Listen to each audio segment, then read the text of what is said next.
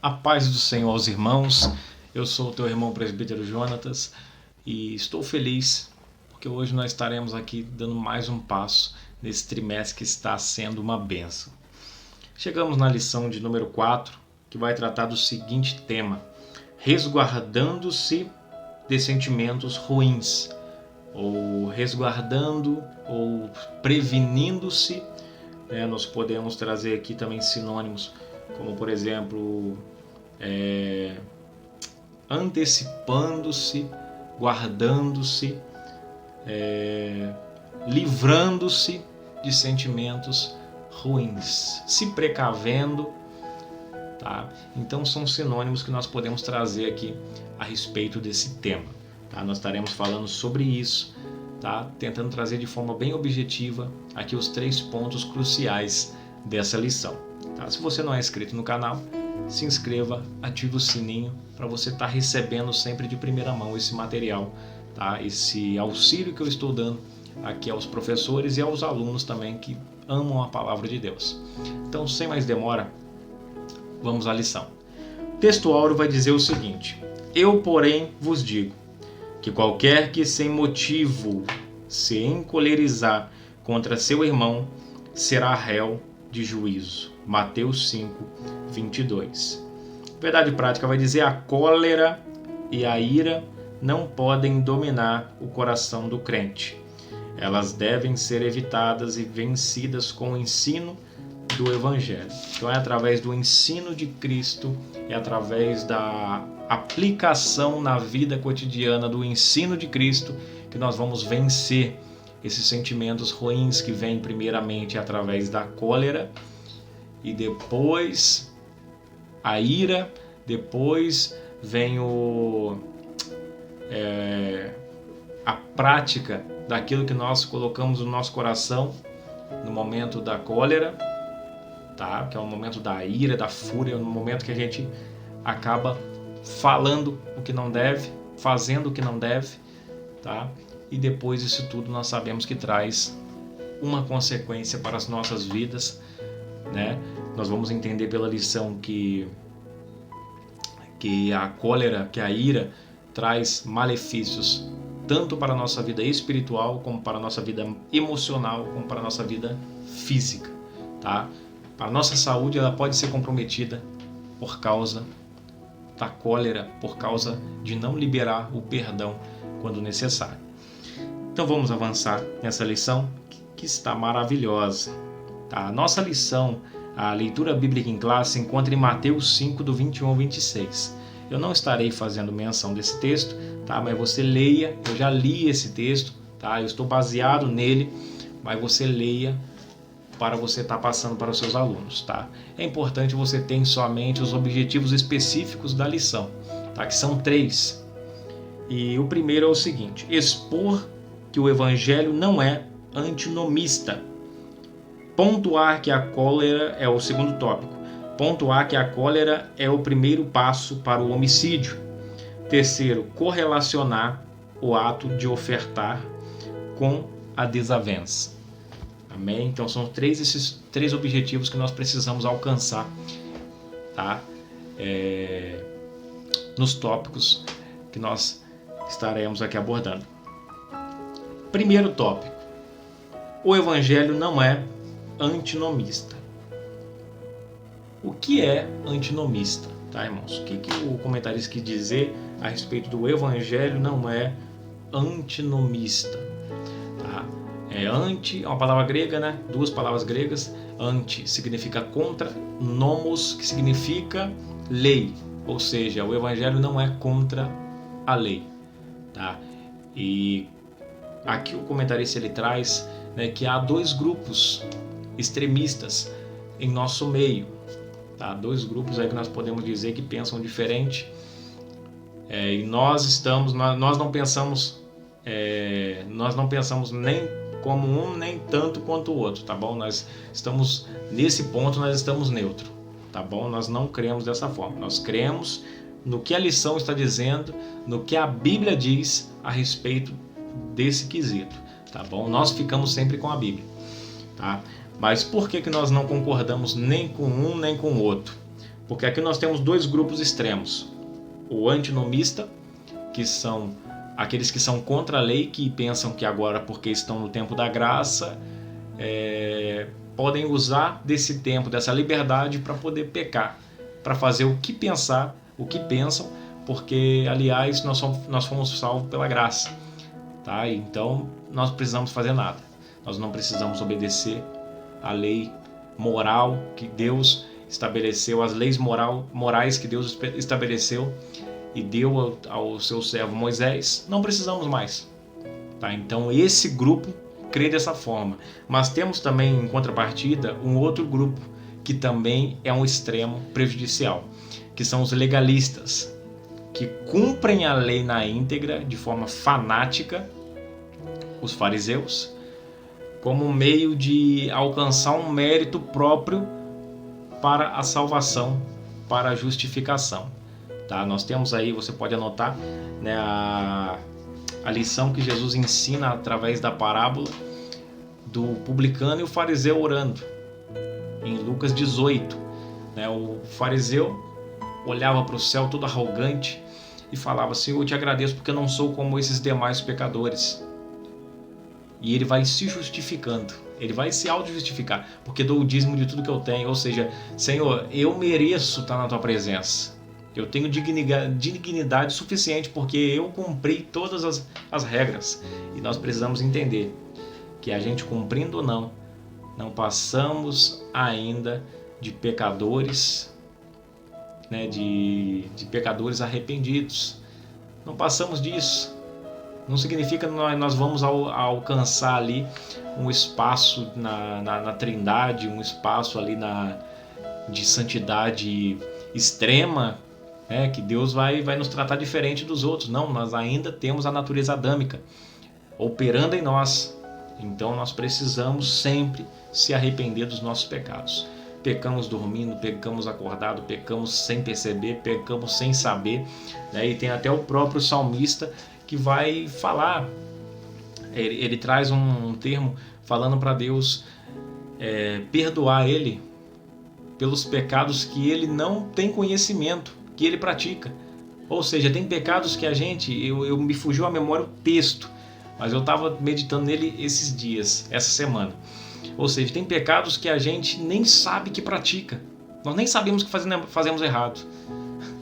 Então, irmão, não tem condição nenhuma da gente falar que atraímos a Deus por causa da nossa moral, atraímos a Deus por causa do nosso caráter, atraímos a Deus por causa que fazemos o certo, cumprimos a lei. Não, irmãos, não tem, é por graça, por misericórdia. Precisamos olhar para nós e entender que somos pecadores, miseráveis, pó, cinza.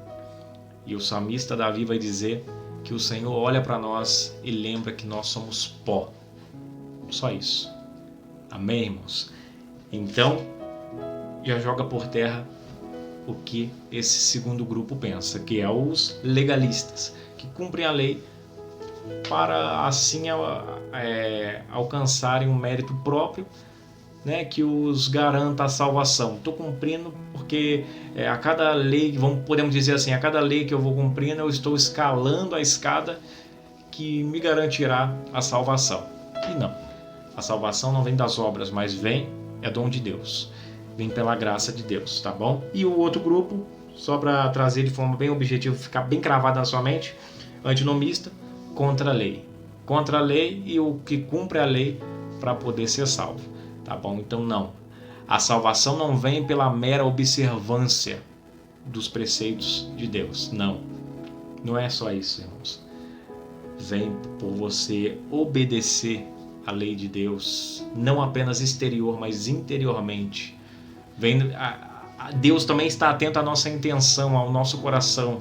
Ele sabe o que nós abrigamos aqui dentro, os sentimentos, né? Ele sabe de tudo que nós abrigamos dentro de nós, e tudo isso é levado em conta, e muito mais do que aquilo que nós exteriorizamos, porque lembra o quanto que Jesus ele rebatia os fariseus, chamava de sepulcro caiado. Por quê? Porque por fora pareciam semideuses, mas por dentro era uma podridão por dentro. Aqueles homens tinham mal intenção em tudo que faziam, eram arrogantes, prepotentes, eram homens que se achavam as últimas bolachas do pacote, achavam que eram os boca de Deus na terra, que ninguém passava por cima de todo mundo, tinha um garfo de três dentes, roubava a Deus. Então, irmãos, isso era os sacerdotes.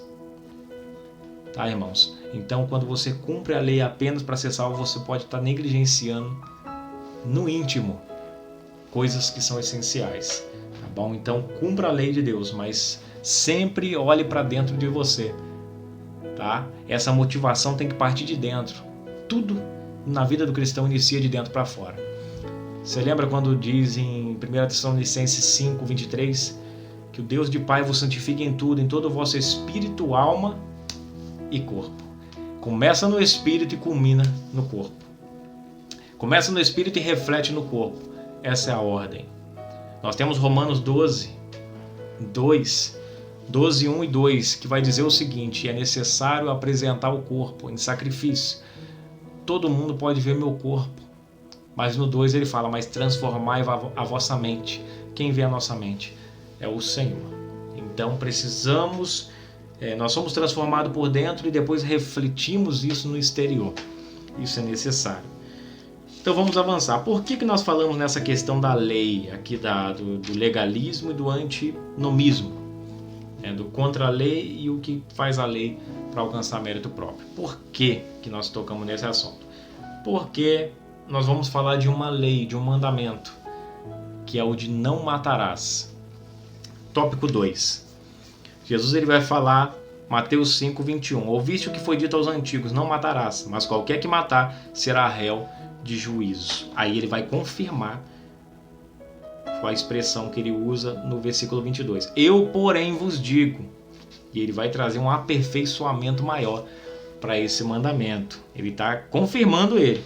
Eu, porém, vos digo que qualquer que sem motivo se encolerizar contra seu irmão será réu de juízo. E qualquer que chamar a seu irmão de raca será réu do sinédrio. E qualquer que lhe chamar de louco será réu do fogo do inferno.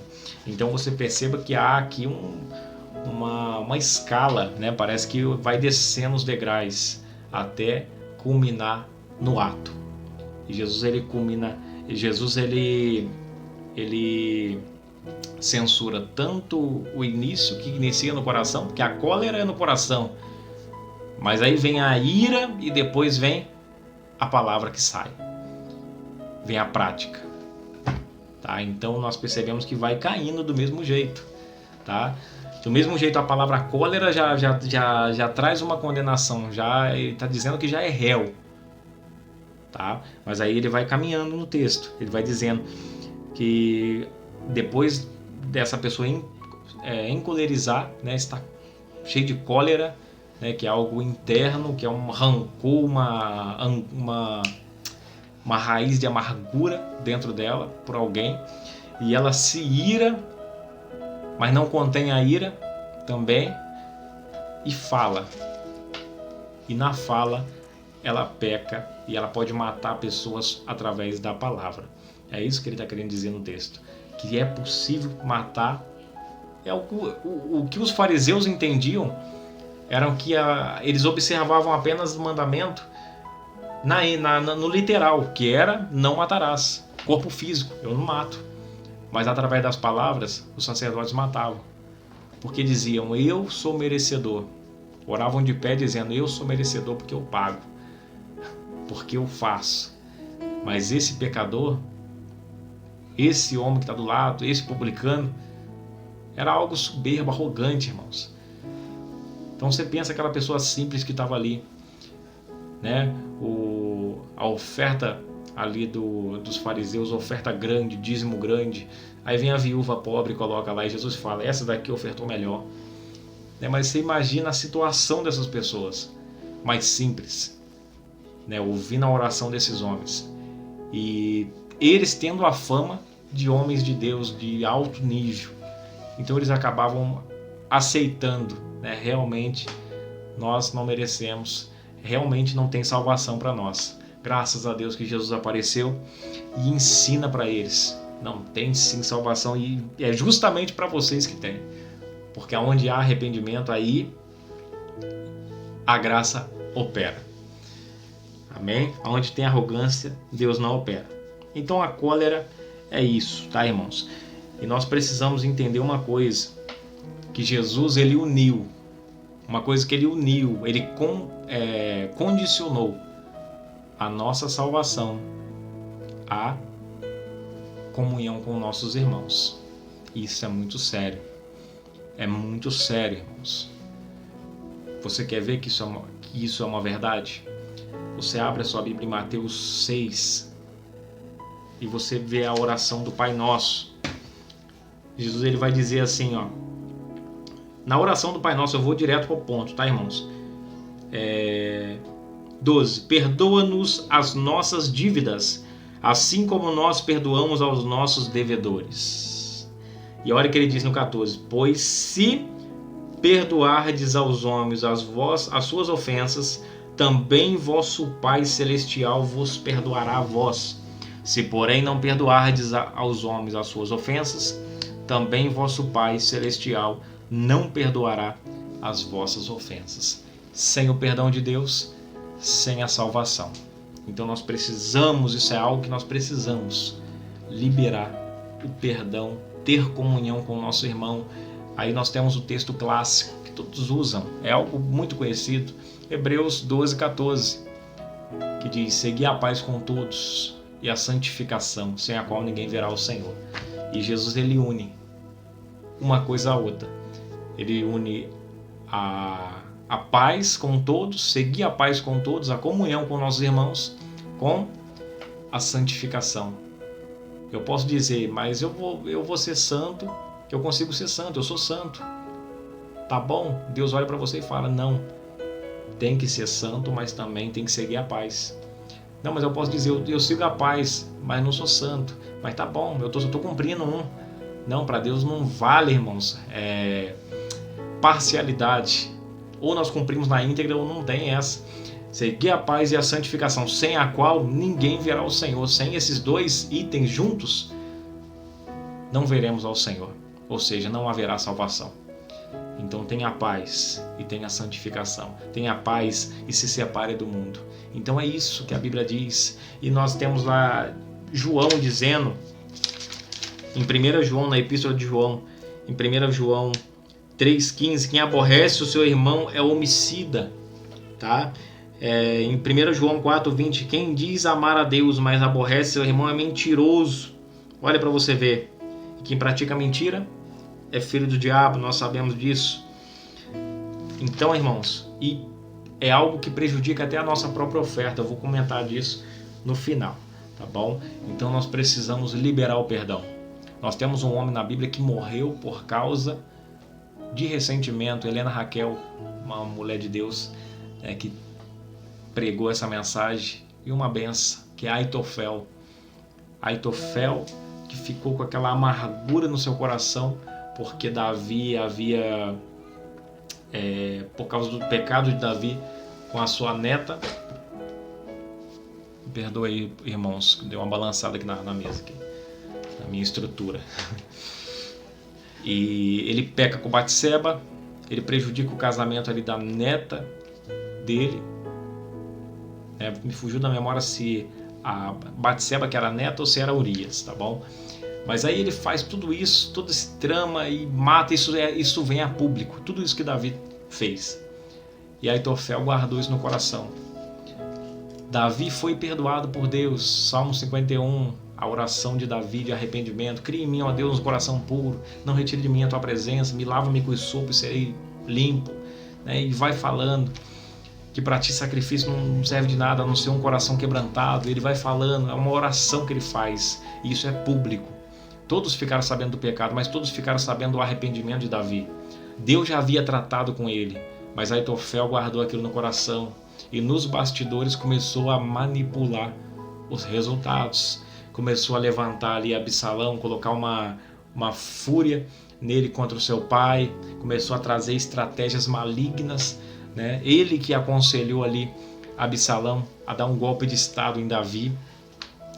E no final de tudo isso, a Bíblia diz que tem um conselheiro, Uzai e Aitofel. O conselho de Aitofel nunca dava errado. Todo mundo então acreditava sempre no conselho dele. Mas Davi, no dia que ele saiu fugitivo, porque Absalão havia chegado ali no seu palácio, né, havia ali se deitado com as mulheres do seu pai, uma vergonha ao público. E Uzai estava indo atrás de Davi, e Davi pega e fala: Uzai, fica e dê uma palavra que tornará a palavra de Aitofel loucura. E até então isso seria loucura para Uzai, porque todos acreditavam em Aitofel. E a credibilidade que esse homem tinha era tamanha. Então a questão é, um homem com ressentimento, não perdoou, mas não falou nada, guardou para si. Como que isso prejudicou a vida desse homem. Ele vai aconselhar o povo e na hora Deus usa Uzai para trazer um conselho que foi totalmente contrário ao de Aitofel, e todos apoiaram o conselho de Uzai. Quando Aitofel viu que o seu conselho foi recusado, ele abardou o seu jumento, foi para sua casa, pôs sua casa em ordem. Olha a frieza desse homem. Frieza, pôs a casa em ordem, a Bíblia diz. Colocou uma corda no pescoço e se matou. Morreu por quê? Por causa de ressentimento. Então, se você tem ressentimento por alguém, você precisa liberar o perdão. Livre-se dessa carga. Liga para o seu pai, liga para sua mãe, liga para o seu irmão, liga para aquele amigo, liga para aquele primo, liga para aquele parente que não se assenta mais à mesa. Peça perdão, libere o perdão. Se você não conseguir verbalizar isso, se a vergonha for tamanha, a Bíblia nos dá respaldo para isso também. Marca na lanchonete, leva para a lanchonete para mostrar que isso já passou, para mostrar que essa ira, que esse rancor já passou, que essa mágoa já passou, que você já perdoou. Chama para a pizzaria, chama para o culto, vai passear, tá, irmão? Se você não conseguir verbalizar o perdão, leva essa pessoa, traz para perto, para ela ver que você a perdoou, porque o perdão ele é essencial não só para você, mas também para a pessoa. A pessoa precisa ouvir de você: eu te perdoo,